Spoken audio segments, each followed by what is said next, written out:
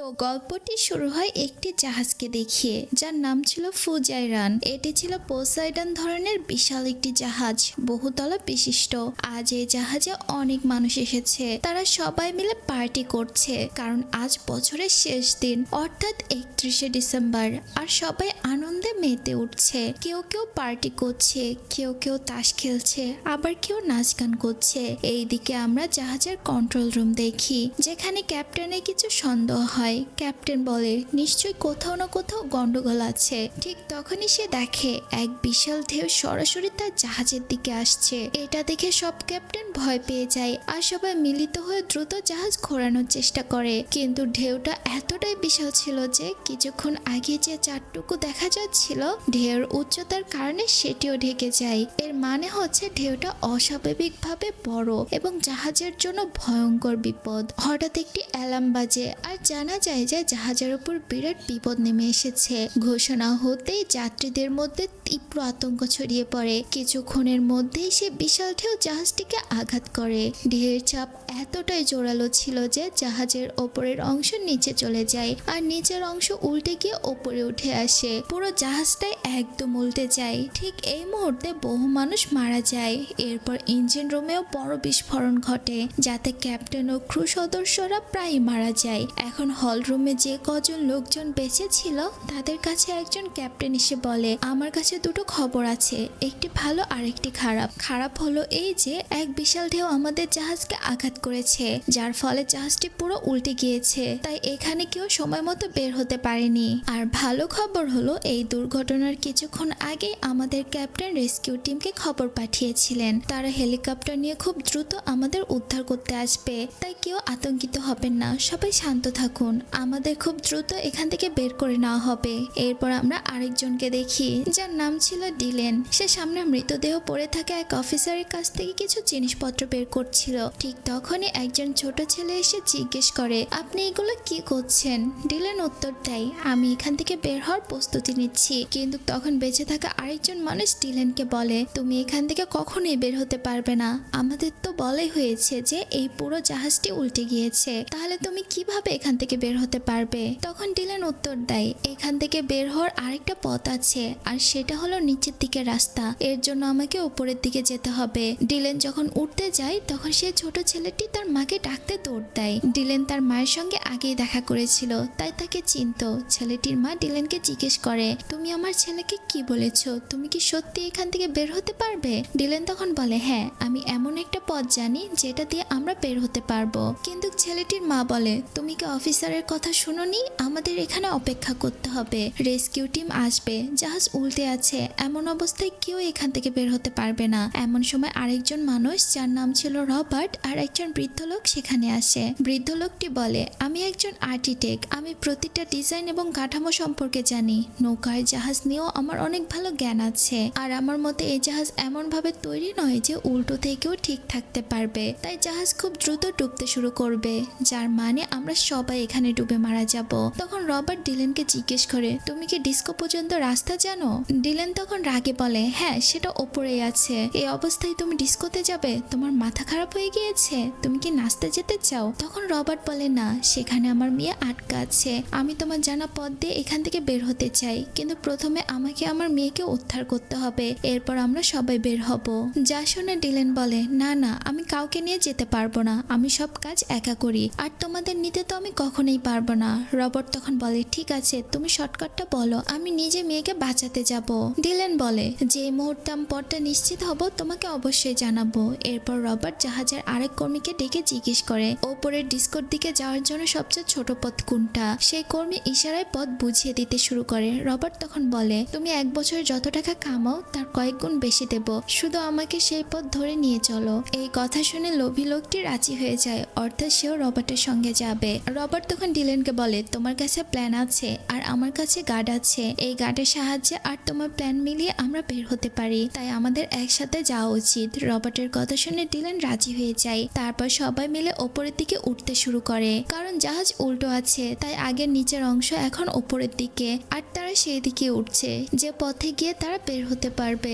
জাহাজের নিচের দিকে বড় বড় ফ্যান থাকে, সেগুলো জাহাজকে এগিয়ে নেয়, তারা সেই অংশ দিয়ে যাচ্ছিল। ঠিক তখনই হলের সব দরজা বন্ধ বন্ধ করে দেওয়া হয় যাতে পানি ভেতরে ঢুকতে না পারে। যদিও ওই দিক থেকে অনেক পানি জমেছিল, কিন্তু জাহাজের দরজা ও জানলাগুলো এত শক্ত ছিল যে নতুন পানি ঢুকতে পারছিল না। এরা সবাই দ্রুত যেতে শুরু করে, যে কোনোভাবে জাহাজের নিচের অংশে পৌঁছে সেখান থেকে বের হতে পারে এবং নিজেদের প্রাণ বাঁচাতে পারে। কিন্তু কিছু দূর যাওয়ার পরেই তাদের পথ বন্ধ হয়ে যায়, কারণ সামনে প্রচন্ড বিশৃঙ্খলা, এদিক ওদিক মৃতদেহ ছড়িয়েছিল।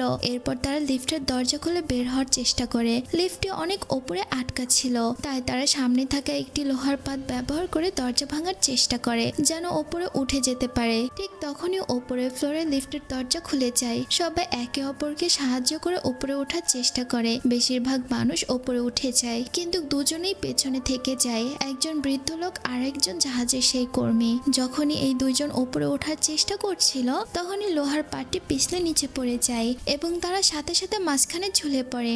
নিচে ছিল বিশাল গভীর খাদ, সেখানে পড়ে গেলে নিশ্চিত মৃত্যু। কিন্তু এখানেই তাদের সমস্যা শেষ হয় না। ওপরে যে লিফটটি ছিল সেটা ধীরে ধীরে নিচে নামতে শুরু করে। যদি লিফটটি তাদের গায়ে আঘাত করে তাহলে তারা সাথে সাথেই মারা যেত।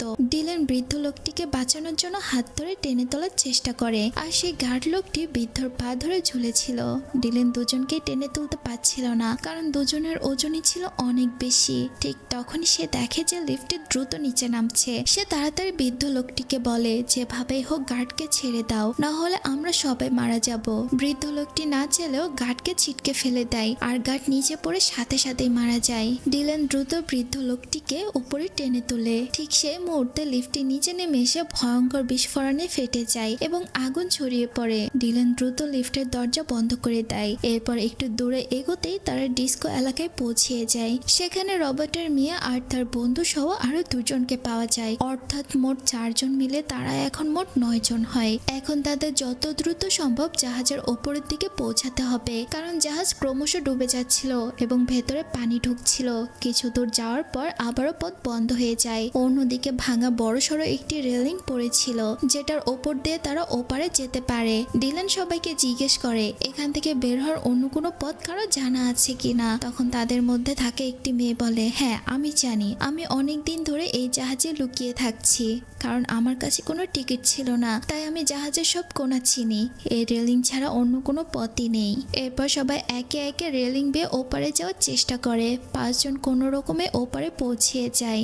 রবার্ট তার মেয়েকে উঠতে বলে। ঠিক তখনই এক মাতাল লোক এসে জোরাজোরি করে। সে বলে, আমি আগে যাব, আমার আগে আর কেউই যাবে না। সে রেলিং এ উঠতে হঠাৎ ওপর থেকে বিশাল একটি ইঞ্জিনের অংশ তার উপর পড়ে যায়, আর সাথে সাথে রেলিংটি ভেঙে নিচে পড়ে যায়। ইঞ্জিনের সঙ্গে সঙ্গে সেখানে পানিতে প্রচুর তেলও ছড়িয়ে পড়ে। আগুনের স্ফুলিঙ্গ আগেই পড়েছিল, তাই সঙ্গে সঙ্গে পানি ও তেলের ওপরে আগুন ধরে যায়, আর সে মাতাল লোকটি ঘটনাস্থলেই মারা যায়। এখন তাদের সংখ্যা হয়ে দাঁড়ায় মাত্র 8 জন। তবে ওপারে যেতে পেরেছে মাত্র 5 জন, আর এখনো 3 জন বাকি আছে। নিচে পানিতে আগুন জ্বলছে, তার মধ্য দিয়ে যাওয়া অসম্ভব। রেলিং ভেঙে যাওয়ায় আর কোনো পথই বাকি ছিল না। তখন ডিলেন একটি পাইপে দড়ি বাঁধে এবং আগুনের নিচের পানিতে লাফ দেয়। সে জানতো পানির নিচে আগুনের শিখা তাকে ছুঁতে পারবে না, কারণ সে আগে নেভিতে ছিল। যদিও সে নেভি ছেড়ে দিয়েছিল, কিন্তু জাহাজ সম্পর্কে তার জ্ঞান অনেক ছিল, তাই সে পানির নিচে সাঁতার কাটতে কাটতে অন্য পাশে পৌঁছিয়ে যায়। ওপারে গিয়ে সে দড়ির আরেকটি অংশ পাইপে বেঁধে নেয়। সে দড়ি ধরে রবার্ট ও তার মেয়েও নিচের আগুন পেরিয়ে ওপারে চলে আসে। এভাবেই সবাই বেঁচে যায় এবং ওপরের দিকে উঠতে শুরু করে। এরপর দৃশ্যে দেখা যায় হলের জায়গাটি, যেখানে অনেক মানুষ অপেক্ষা করছে। তারা ভাবছে রেস্কিউ টিম এসে তাদের বাঁচাবে। হঠাৎ সবাই ভয় পেতে থাকে, কারণ পানির চাপ এতটাই বাড়ে যে কাঁচের দেওয়ালগুলো ফেটে যায়। কাঁচ ভাঙতেই জোরে পানি ভেতরে ঢুকে পড়ে। মুহূর্তের মধ্যেই সবাই ডুবে সেখানেই মারা যায়। তারা তাদের শেষ মুহূর্তে চিৎকার ছাড়া আর কিছুই করতে পারে না। ওদের 8 জন সেই চিৎকারের শব্দও শুনে এবং বুঝতে পারে নিচের সবাই হয়তো এখন মারা গিয়েছে। একই সময় তাদের থাকা জায়গাটিতেও পানি ঢুকতে শুরু করে, কিন্তু বের হওয়ার কোনো পথই ছিল না। ঠিক তখনই রবার্ট একটি ছোট ভেন্টিলেশন দেখতে পায়, একটি সংকীর্ণ পথ যেখান দিয়ে একে একে ওপরে ওঠা যায়। তাই তারা একে একে ওপরে উঠতে শুরু করে। রবার্ট থাকে সবচেয়ে ওপরে, আর ডিলেন থাকে একেবারেই নিচে। ওঠার সময় তারা দেখতে পায় নিচ থেকে পানি দ্রুত ভরে আসছে, আর ভেন্টিলেশন দিয়েও পানি ঢুকতে শুরু করছে।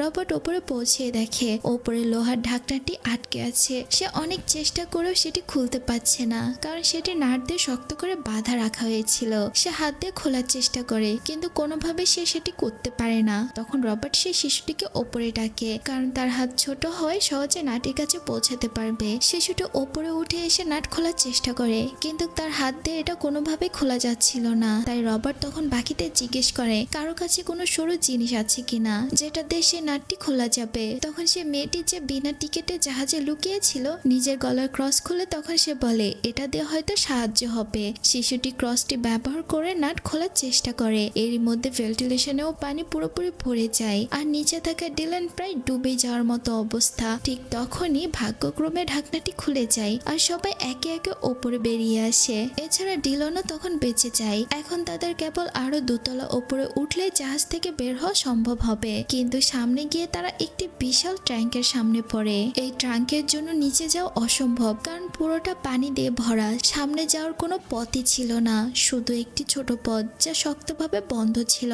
তখন ডিলান ব্যাখ্যা করে এই ট্রাঙ্কটি জাহাজকে ভারসাম্য রাখতে পানি দিয়ে সম্পূর্ণ করা হয়। ট্রাঙ্ক পুরোপুরি ভরে গেলে পাশের দরজা খুলে যায় এবং পানি অন্য ট্রাঙ্কে চলে যায়। আমরা যদি এখান থেকে বের হতে চাই তাহলে আমাদের এই ট্রাঙ্কটি পানি দিয়ে পূর্ণ করতে হবে। পূর্ণ হলে দরজা খুলে যাবে আর পানি অন্য ট্রাঙ্কে চলে যাবে। এই কথা শুনে সেখানে দাঁড়িয়ে থাকা মেয়েরা ভয় পেয়ে যায়। রবার্টের মেয়ে আতঙ্কে বলে যদি ট্রাঙ্ক ভরে যাওয়ার পরেও দরজা না খুলে, যদি আমরা পানিতে ডুবে মারা যাই তখন কি হবে? তখন ডিলান বিরক্ত হয়ে উত্তর দেয় জানি না কি হবে, কিন্তু যাই হোক চেষ্টা তো করতেই হবে, আর এছাড়া আমাদের হাতে আর কোনো পথই নেই। এরপর ডিলান ও রবার্ট সিদ্ধান্ত নেয় ট্রাঙ্কটিকে পানিতে ভরতেই হবে। তারা দুজন ধীরে ধীরে পানি ভরতে শুরু করে। দেখতে দেখতে পুরো ট্রাঙ্ক পানি দিয়ে ভরে যায়, কিন্তু দরজা তখনও খুলে না। পানির স্তর বাড়তে থাকায় সবাই ভয় পেতে থাকে। ঠিক তখনই প্রবল চাপের কারণে দরজাটি হঠাৎই খুলে যায় এবং সবাই পানির ধাক্কায় অন্য ট্রাঙ্কের ভেতরে পড়ে যায়। তারা সময় মতো বেঁচে যায়, কিন্তু বিপদ এখানেই শেষ হয়নি।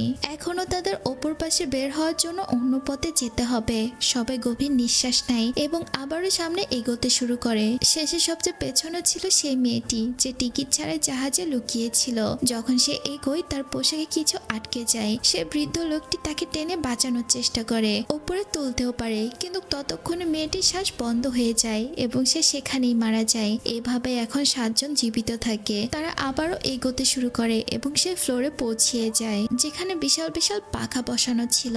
সেখান দিয়েই তাদের বের হতে হবে, কিন্তু সেখানে পৌঁছিয়ে তারা দেখে জায়গাটি পুরোপুরি পানি দিয়ে ভরে গিয়েছে। পানির চাপ এতই বেশি ছিল যে লাশগুলো ভেসে বেড়াচ্ছিল। এই দৃশ্য দেখে ডিলান খুব ভেঙে পড়ে। শিশুটির মা জিজ্ঞেস করে কি হলো ডিলান, তুমি এত হতাশ কেন? ডিলান বলে যে পথ দিয়ে আমরা বের হতে পারতাম সেটা পুরোপুরি পানিতে ডুবে গিয়েছে। এটা শুনে রবার্ট বলে তাহলে আমাদের আরো উঁচু জায়গায় যাওয়া উচিত, কিন্তু দুঃখের বিষয় উঁচু জায়গায় যাওয়ার কোনো পথই ছিল না। রবার্ট হতাশ হয়ে বলে ধন্যবাদ, তুমি আমাদের বাঁচানোর জন্য যা করেছো তা অনেক কিছু, কিন্তু মনে হয় আমাদের ভাগ্যে এই জাহাজে মরা লেখা আছে, আর সবকিছু মানুষের হাতে থাকে না। ঠিক তখনই ইঞ্জিন রুমের ভয়ঙ্কর বিস্ফোরণ হয়। বিস্ফোরণের কারণে পানি জোরে নড়ে ওঠে এবং যে অংশ ডুবেছিল সেখান থেকে পানি সরে যায়। ফলে বিশাল পাখাগুলোর পথে থাকা জায়গা পানি থেকে খালি হয়ে যায়। কিন্তু নতুন আরেক বিপদ অপেক্ষা করছিল। পাখাগুলো এখনো ঘুরছিল, আর সবচেয়ে খারাপ ব্যাপার এইগুলো উল্টো দিকে ঘুরছিল, যার ফলে বাতাসের চাপ সামনে এসে লাগছিল। অর্থাৎ যদি তারা পাখার দিকে কিছু নিক্ষেপ করত তা পাখার দিকে না গিয়ে উল্টা তাদের দিকে ফিরে আসতো। ঠিক তখনই রবার্ট একটি মানচিত্র পায় এবং জানতে পারে এই পাখাগুলোর নিচে 150 ফুট দূরে একটি কন্ট্রোল রুম আছে যেখান থেকে পাখাগুলো বন্ধ করা যাবে, কিন্তু সেখানে যাওয়া মানে প্রায় নিশ্চিত মৃত্যু। তবুও রবার্ট যেতে রাজি হয়ে যায়, কিন্তু তখনই তার মেয়ের বন্ধু বলে ওঠে না আপনি এখানে যাবেন না, আমি সেখানে যাব, আমি পারবো, আমি পাখাগুলো বন্ধ করে দেব। এই কথা শুনে রবার্টের মেয়ে কান্নে ভেঙে পড়ে। সে তাকে যেতে মানা করতে থাকে। তখন ছেলেটি শান্তভাবে বলে আমাকে যেতেই হবে, এখন কাউকে না কাউকে নিচে নেমে কাজটা করতেই হবে। নিজের মেয়েকে কাঁদতে দেখে রবার্ট নিজেই পানিতে ঝাঁপ দিয়ে দেয় এবং কন্ট্রোল রুমের দিকে সাঁতার কাটতে লাগে। এইদিকে দেখা যায় ছোট ছেলেটি সেখানে ছিল না, কারণ সে ছোট বাচ্চাটি পানির স্রোতে ভেসে গিয়েছিল। ডিলার এবং তার সঙ্গী তাকে খুঁজছিল। খুব তাড়াতাড়ি তারা বাচ্চাটিকে খুঁজে পায় এবং ডিলান তাকে বাঁচিয়ে ফেলে। এরপর তারা সেই জায়গায় ফিরে আসে যেখানে পাখিরা ছিল, কিন্তু এখানে পানি ক্রমে বাড়তে থাকে, আর যদি তারা পাখাগুলো বন্ধ করতে না পারে তবে তারা সেখানেই ডুবে মারা যাবে। ওইদিকে নিচে নেমে রবার্ট পাখাগুলো বন্ধ করার চেষ্টা করছিল, কিন্তু সে দেখে যে বাটন চাপলে পাখা বন্ধ হবে সেই বাটনটি নষ্ট হয়ে গিয়েছে। তার শ্বাসও প্রায় শেষ হয়ে আসছে, ফলে সে পানি নিচে ছটপট করছিল। রবার্ট প্রায় মারা যাওয়ার পথেই ছিল। ঠিক তখনই সে আরেকটি বোট বাটন দেখতে পায়, যা চাপলে পাখাগুলো রিভার্স হয়ে যাবে, মানে পাখার ঘোরার দিকটা পাল্টে যাবে। মৃত্যুর ঠিক আগ মুহূর্তে রবার্ট সে বাটনটি চেপে দিতে সক্ষম হয় এবং এরপরই সে সেখানেই মারা যায়। ওপরে থাকা লোকরা দেখে পাখা এখনো বন্ধ হয়নি, তাই তারা অবাক হয়ে জিজ্ঞেস করে পাখা এখনো কেন চলছে। হঠাৎ রবার্টের মেয়ের বন্ধু দেখতে পায় যে জিনিসগুলো আগে একদিকে যাচ্ছিল এখন সেগুলো উল্টো দিকে যাচ্ছে, অর্থাৎ পাখার দিকে যেতে শুরু করেছে। সে ইশারায় ডিলেনকে বুঝিয়ে দেয় যে রবার্ট পাখার দিক বদলে দিয়েছে, সে পাখাটিকে রিভার্স করে দিয়েছে। এখন তারা প্ল্যাম ইঞ্জিন বন্ধ করে পাখা থামাতে পারবে। এরপর ডিলেনকে দেওয়া হয় একটি বড় সিলিন্ডার। ডিলেন সিলিন্ডারটি পাখার দিকে ছুঁড়ে মারতে বিশাল এক বিস্ফোরণ ঘটে, ইঞ্জিন বন্ধ হয়ে যায় এবং পাখাগুলো ভেঙে যায়। পাখাগুলো থেমে যেতে সবাই দ্রুত সেখান থেকে বের হয়ে পানিতে ঝাঁপ দেয় এবং সবাই সে বড় জাহাজ থেকে আসা লাইফ বোটে উঠে যায়। সবাই লাইফ বোটে উঠেই দেখে দৈত্য আকৃতির সেই জাহাজের অংশটি তাদের দিকে ধসে পড়ছে। এটা দেখে সবাই ভয় পেয়ে যায় এবং দ্রুত বইটা চালাতে শুরু করে। ঠিক তখনই সেই অংশটি নিচে ভেঙে পড়ে যায় আর তারা কোনো মতে সেখান থেকে দূরে সরে যেতে পারে। ওই বিশাল জাহাজ যা আগে দাপটের সঙ্গে পানির উপর ভেসে ছিল এখন সম্পূর্ণভাবে ডুবে যায়। এরপর তারা লাইফ বোটে ভেসে ভেসে একটি ফেয়ার গান আকাশে ছুড়ে দেয় যাতে তারা সাহায্য পায়। এই ফেয়ার গানের আলো দেখে রেস্কিউ টিমের জাহাজগুলো তাদের দিকে চলে আসে। পরবর্তীতে রেস্কিউ টিম তাদের ওখান থেকে উদ্ধার করে। এই পুরো জাহাজে মোট 2000 লোক ছিল। এই 2000 লোকজনের মধ্যে এখন মাত্র 7 জন মানুষ বেঁচে আছে। আর এভাবেই এই সিনেমাটি এখানেই শেষ হয়ে যায়। তো বন্ধুরা, আপনার আমার মতো কেউ যদি এমন একটি জাহাজে থাকতো তাহলে তো অবশ্যই এতদিনে মৃত্যু হয়ে আমরা ভূত হয়ে যেতাম। তো যাই হোক, ভূত তো হতাম না, মরেই যেতাম। তো কেমন লাগলো আজকের গল্পটি অবশ্যই কমেন্ট বক্সে জানিয়ে দেবেন। এতক্ষণ পর্যন্ত আমার গল্প শোনার জন্য আপনাদেরকে অনেক অনেক ধন্যবাদ। সুস্থ থাকবেন, ভালো থাকবেন, আল্লাহ হাফেজ।